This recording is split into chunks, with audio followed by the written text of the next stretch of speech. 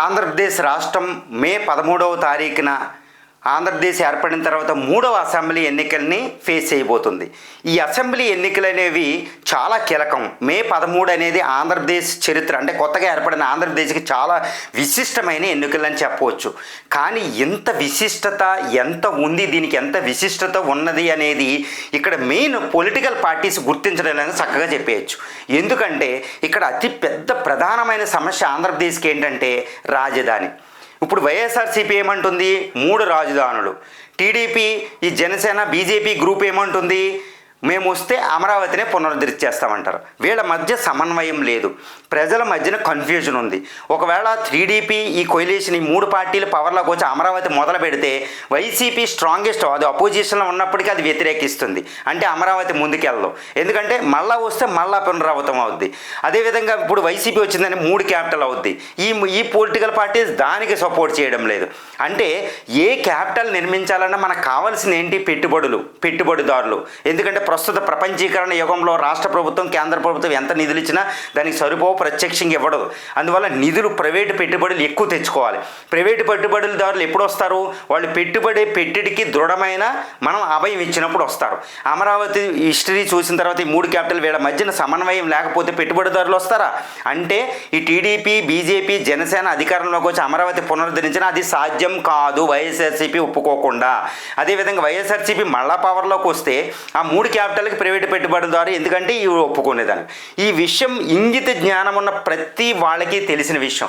మరి ఈ opposition party లీడర్లు జగన్ గారు, పవన్ గారు, చంద్రబాబు నాయుడు గారు, పురంధరేశ్వరి లేదా బీజేపీ, వీళ్ళందరూ తన యొక్క వ్యక్తిగత ద్వేషాలని, వ్యక్తిగత ఆహారాలని పక్కన పెట్టి ప్రజా సంక్షేమం, నిజంగా ప్రజా సంక్షేమం కోరుకునే వాళ్ళైతే ఒక్క సీటు దగ్గర కూర్చుని ఇది ఎందుకు డిస్కస్ చేయకూడదు, ఎందుకు సమన్వయం రాకూడదు?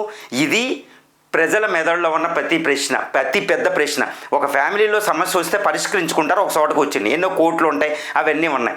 ఇప్పుడు ఈ మెయిన్ పొలిటికల్ పార్టీలు ఒక్కసారి తన ఆహాన్ని, ఒక పర్సనల్ వ్యక్తిగత ద్వేషాలను పక్కన పెట్టి ఒక్కసారి కూర్చుని ఒక్క సమన్వయంగా ఒక్కదానికి అంగీకారం రాలేరా?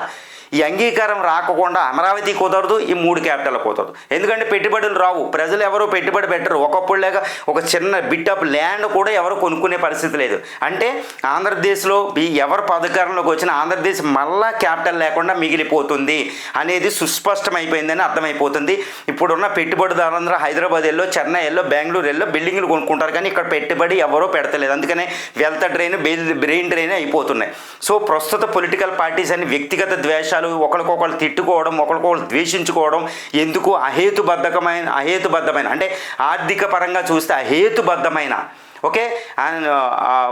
అటువంటి మేనిఫెస్టోలు పెట్టారు. సో ఫస్ట్ నేను కోరుకునేది, ప్రజలు కోరుకునేది ఏంటంటే జగన్మోహన్ రెడ్డి గారు వైసీపీ తరపున, తర్వాత పురంధరేశ్వరికి బీజేపీ తరపున, జేఎస్పీ తరపున పవన్ కళ్యాణ్ గారు, చంద్రబాబు నాయుడు గారు వ్యక్తిగత ద్వేషాలు, ఇగోలు పక్కన పెట్టి ఆంధ్రప్రదేశ్ యొక్క భవిష్యత్తు దృష్ట్యా, ఆంధ్రప్రదేశ్ యొక్క అవసరాల దృష్ట్యా మీరందరూ కూర్చుని క్యాపిటల్ మీద ఒక సమన్వయ ఈ ఎలక్షన్ వేడిలో రండి. అది ఈ ఆంధ్రప్రదేశ్ ప్రజలు 5.5 కోట్ల మంది కోరుకునేదని ఈ విశ్లేషణ బట్టి, అబ్జర్వేషన్ బట్టి నాకు అవగతమైన విషయం.